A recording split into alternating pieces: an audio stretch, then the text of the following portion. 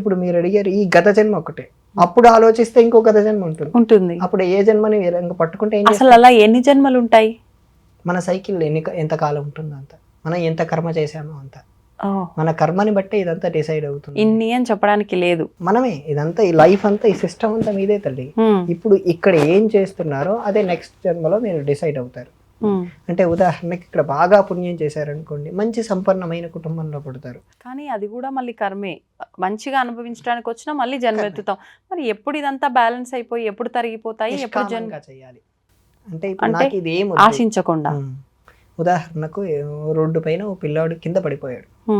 ఆ అబ్బాయికి కింద పడిపోయాక లేపి అతన్ని కూర్చోబెట్టి ఏం కావాలి అయినా అంటే నాకు ఆహారం కావాలంటే, మీరు పుణ్యం వస్తుందని ఓ 400 ఎక్స్ట్రా అయినా డబ్బులు పెట్టి కొనిస్తున్నారు, అతడికి ఆహారం తినిపిస్తున్నారు.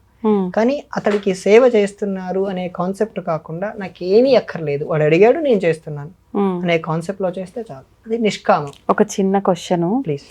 ఏమీ అక్కర్లేదు అనుకోవడంలో కూడా ఒక చిన్న స్వార్థం, ఒక చిన్న ఆశ ఉందిగా ఇక్కడ కూడా.